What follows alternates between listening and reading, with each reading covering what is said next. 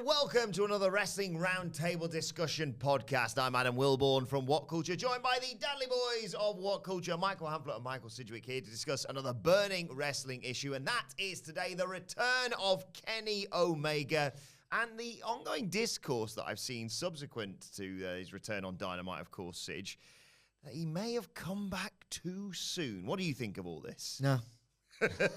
I would understand if CM Punk was not ready and he'd broken his foot more badly than anyone thought, and there might have been a little bit of internal pressure, or pressure put on himself, in fact, to come back too early. But the fact that Punk's returned at the exact same time, the fact that they've done, two pay-per-views that drew really impressive buy rates in the absence of Kenny Omega. Kenny Omega's got one of the most ardent fan bases in all of wrestling. He's an absolute monster of a draw by modern standards. All actual objective data backs that up. But nonetheless, he's not so talismanic to AEW that they've absolutely suffered without him. There's no real pressure for him to have returned. Therefore, I don't think he was going to have returned when he was good and ready. I think people have been worked by the storytelling in last night's, or this week's rather, AEW Dynamite. Look, the idea, as sold by the commentary team, is visually conveyed on Kenny Omega's upper torso with two different bits with the tape and the compression shirt. You are meant to think that he is not ready. That was a big thread in the match. He was unable to complete his Terminator dive, tellingly, because that was the one move where in 2021 particularly, when we knew how broken down Kenny Omega was, it used to be the most spectacular sight in all of wrestling. Most New Japan fans will remember how awesome it looked at the Dome in particular, the first Wrestle Kingdom match, the first match with Okada. And by 2021, he was really struggling to clear that top rope. That spot was put there because it's the sort of the barometer of how fit and healthy Kenny Omega actually is. And he didn't do it because when he actually clears it by some distance, it's going to get a huge pap. So that's why he's left that one dangling. Yes, his cardio wasn't there, but it was never going to be, even for a super athlete like Omega. So maybe there was a tiny bit from column A and a lot more from column B, because clearly they were fabing you. Yes, it's very rare that I get to be vindicated in my "it's a work" take on this, but everything's a work to you. As Sidge said, 270 odd days I think it is since we last saw him, and it was a little bit like you say, people potentially putting the cart before the horse. Like if Omega had come back because it was Forbidden Door or something, you'd maybe understand people making more of that argument of, like you say, we have to bring him back, it's Forbidden Door. But Tony Khan himself had said he's waiting to bring the Trios Championships in, or he was waiting to bring the Trios Championships in once Omega was back and ready to wrestle. But that just because he's back and ready to wrestle doesn't mean you just blow that off by just having him come out and be absolutely fine and nail everything. I think this is only really a conversation because it's Kenny Omega for years now. And I understand this in defense of the people that have assumed that something is more serious here and that he has come back too soon or they're worrying on his behalf. I do understand at least that Kenny Omega and the Young Bucks, through the existence of being the Elite and then subsequently All In and All Elite Wrestling, have kind of encouraged you to do the additional reading and do the extra work and get sucked into the Elite melodrama and the one giant story that they've been telling from the very beginning that they'll never end until they retire. It's always just one big story. So I get it, but I don't know if it's down to generic fan cynicism or a simple lack of trust or belief in a wrestling show. But if all you did was tune in for 2 hours on a Wednesday night, you should just receive everything that's being spoken to you by a wrestling show as, well, not true, but as the show. And within the show, as Sidgwick points out, Kenny Omega was working hurt. Don Callis used the line, 30% Kenny Omega is better than 100% most of the wrestlers. He's there with the, it's not just a T-shirt. Like when he would wear the T-shirt, and that might trigger a bit of speculation, this wasn't that. You know, this was sort of something with its own extra shoulder protection on. He was limping from very early on when trying to do some of his biggest moves. This wasn't like one of those, oh, did you spot the secret Elite clue in the match? This was over. I think it's because it's Kenny in the books. They've kind of trained people not to watch them, but to watch the extraneous detail. And instead, it was just, you know, it was implied. It was all there for you. It was, you were supposed to be picking up. Again, they're not secret clues. Nothing was hidden here. Kenny Omega was working like a hurt wrestler because this isn't real. Like, in reality, he's fine enough to be doing this. I'm not suggesting that he's fully recovered from everything. I don't know. I'm not a doctor, and every single wrestler tells you that they all work hurt every single day. But I'm willing to stake, sort of, I would bet fairly safely that he's as recovered as he would have been, even if they weren't running this angle. If he was just going to come back with his top off, looking like Kenny Omega, then he could. Yes. They're just not doing it because why would you when people already know about his injuries? Indeed. And also, one thing before we move very quickly on, Kenny Omega emphasizes sports and athletics in his storytelling. He's on record saying that traditional pro wrestling selling is actually silly, and it's not something a real athlete would do over the course of the match. You don't flail, you don't really sell limbs, you don't reach your hand out histrionically to the audience. Like, Kenny Omega's got a very subtle, sports-focused way of selling, unique to himself, and it's more credible than most, genuinely.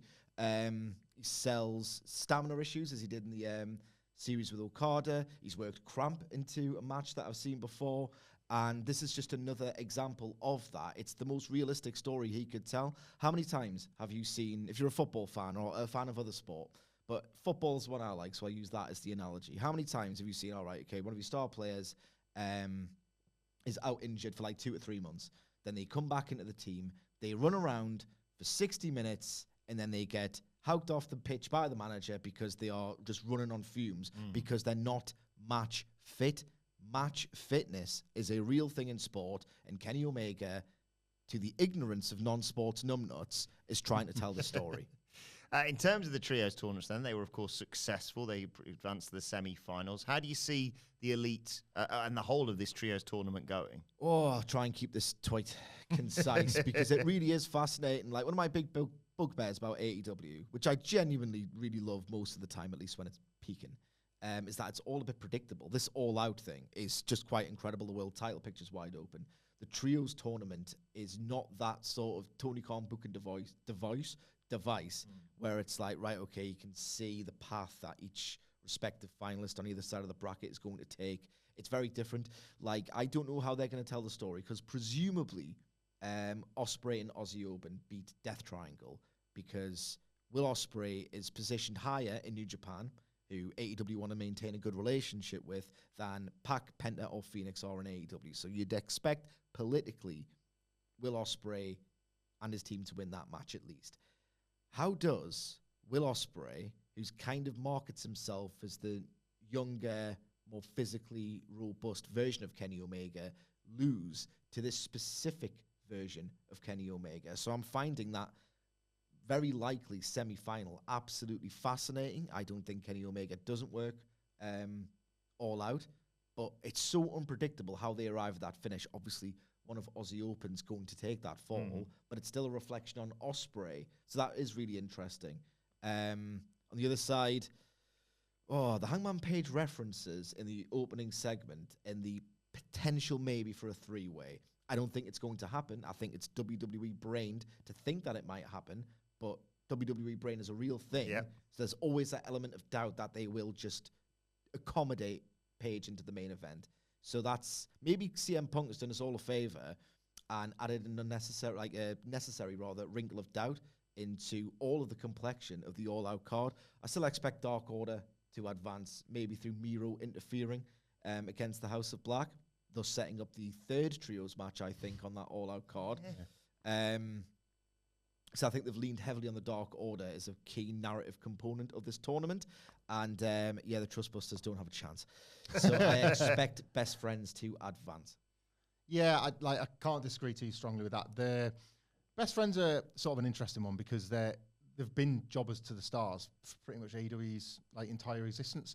But Orange Cassidy has become a star, and there may be it's hard to get them there via the brackets. But had you never seen a bracket, I think you would consider them dark horses because is it not time to or get off the pot when it comes to Orange Cassidy? And it feels like they're maybe just going to get off the pot with him instead. So having them win these trios titles might be a nice way to kind of reward how over he was getting over the summer.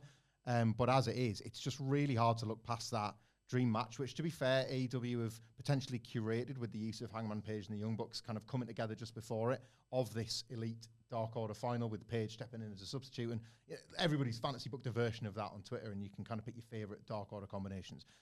Kenny Omega, working throughout this tournament, the Ospreay match has become infinitely more interesting as a result of Omega's performance on Dynamite last night. Beforehand, that was showing itself as the perfect way to bring those two together for the first time. They've been having this master-apprentice feud on Twitter for ages. They didn't just miss each other, but the way they've framed it is that they've kind of just missed each other in New Japan. They're going to be coming together again for the first time in a long time, when even glimpses of it a few years ago were absolutely fantastic. I read a fantastic book called Becoming All Elite, and it documented within that book how the author spoke at length about how Kenny Omega was just thinking on a completely different level when AEW first started. He had to reduce his star power in order to help get everybody over and then get himself over all over again. But he was not working fully fit, but he was working pretty fit to do that. This is an easier version of that story. He can get stronger and better throughout a tournament, through a 3-match series, to the point where working Ospreay is going to sort of bring something to life for him. He's going to have watched the tape. We know that Kenny Omega most of the time watches the tape. He's going to watch this tape back and see the weakness. So he's going to, in kayfabe, of course, he's going to hit the gym, says cardio is better for the Ospreay match. He's going to, I would be amazed if he doesn't nail the You Can't Escape, and nail it with ease and be like, look, early on in the match, I'm back, and you're going to see the growth of it. And if he does beat Ospreay, or if he helps in the defeat of Ospreay, it's going to be, look, I got you tonight. I'm getting there. I'm getting there. I'm getting there. The only other sort of thing I could see potentially getting in the way of the sort of straightforward run is if Adam Cole and Red Dragon have anything more to say. I know that Cole and O'Reilly are still technically on the injured list, I think, because he wanted Bobby Fish to go with the Young Bucks. But it just feels like a big gap in the story if they don't have something to say. Now that Omega has just come back, surely Adam Cole's got something to say about that. It'll be a bit of a plot hole if he isn't at least pushed for comment in the weeks to come. Speaking of dream matches, Kenny Omega goes away, and we get a glimpse of it with the match with Bryan Danielson, but there's so much potential now. You look across the board.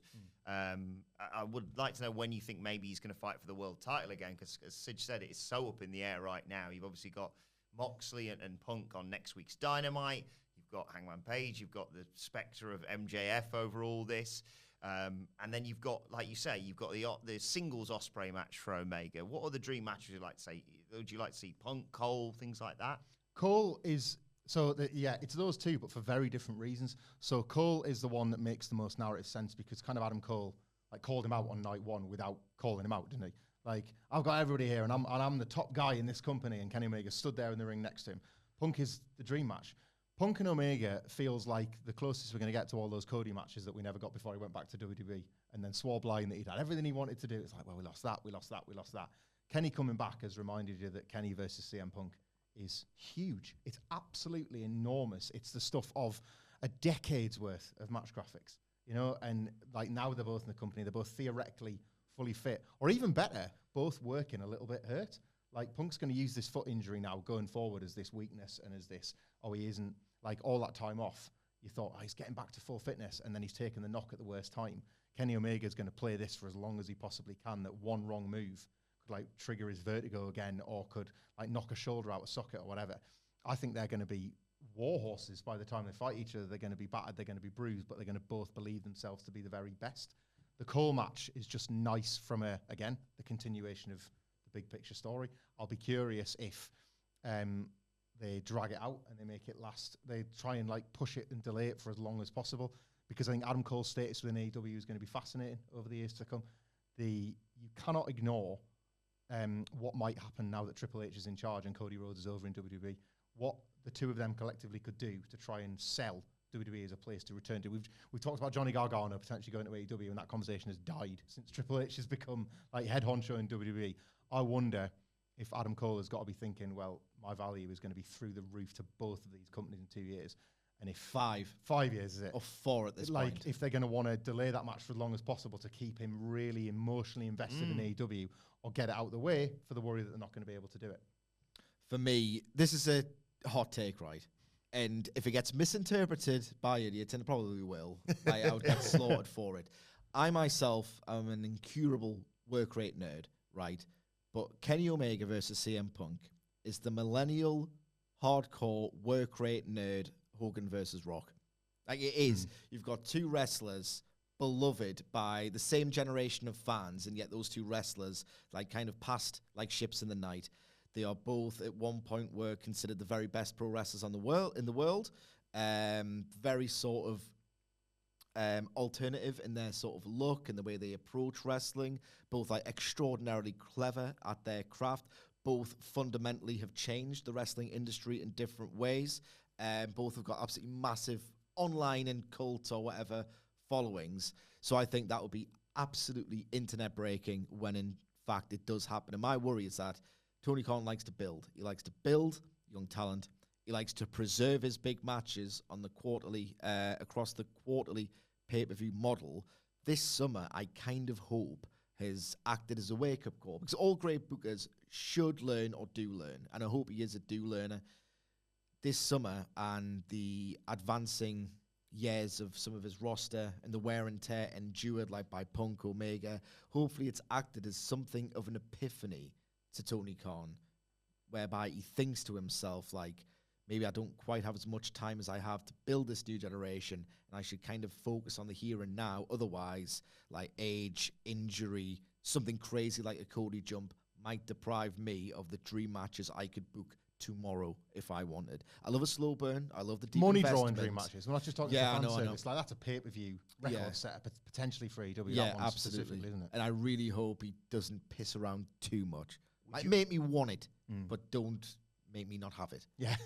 Would you have that be a world title match, or if not, when would you like to see Kenny Omega fight for the world title again? Oh, I've got no idea, you know. I've got absolutely no idea. I think Kenny Omega versus CM Punk, for all the reasons I've just outlined, doesn't necessarily, I don't like this phrase, need the belt. I don't know if I like that phrase in general. I suppose it's different in different contexts, but like everything should need the belt. If you've, particularly with the wrestlers with the same persona, which is another thing that they have in common, but they're stylistically different, so it isn't like a really boring mirror match.